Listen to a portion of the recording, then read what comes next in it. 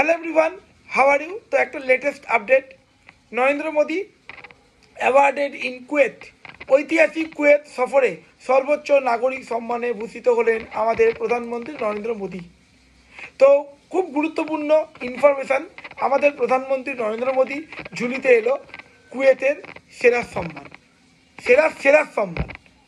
এবার নরেন্দ্র মোদীর জন্য কুয়েতের সর্বোচ্চ নাগরিক সম্মান দ্য অর্ডার অফ মুবারক আল কবির, এই সম্মানে ভূষিত করলো আমাদের প্রধানমন্ত্রী নরেন্দ্র মোদীকে।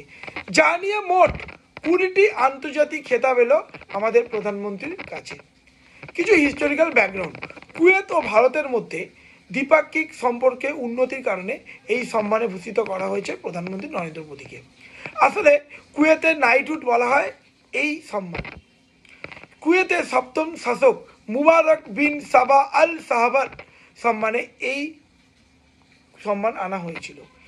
1898-এ কুয়েতের ক্ষমতায় আসেন আল সাবাহ। তারপর থেকে কুয়েত ব্যাপক ডেভেলপ করে। মনে রাখতে হবে হিস্টোরিক্যাল, কুয়েত কিন্তু প্রথম ঘোড়া ব্যবসা নিয়ে ভারতবর্ষে এসেছিল।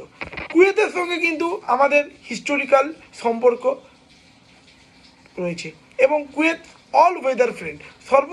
যে কোনো সমস্যা, যে কোনো প্রবলেম কিন্তু কুয়েত আমাদের সাপোর্ট করে। তুমি দেখো, যদি ইন্ডিয়া চায়না যুদ্ধে কিন্তু ভারতকে সাপোর্ট করেছিল কিন্তু কুয়েত, এবং আমাদের সঙ্গে কুয়েতের সম্পর্ক কিন্তু মূলত ব্যবসা বাণিজ্য কিন্তু ব্যাপক, এবং বাইল্যাটারাল থেকে শুরু করে দিক থেকে যদি তুমি দেখো, ডিফেন্স বলো, অয়েল বলো, অন্যান্য দিকেও কিন্তু, এবং প্রচুর শ্রমিক কুয়েতে কিন্তু তারা কাজ করতে আসে। তো অবশ্যই এরকম আপডেটের জন্য তোমরা এই চ্যানেলটি সাবস্ক্রাইব করো। Thank you.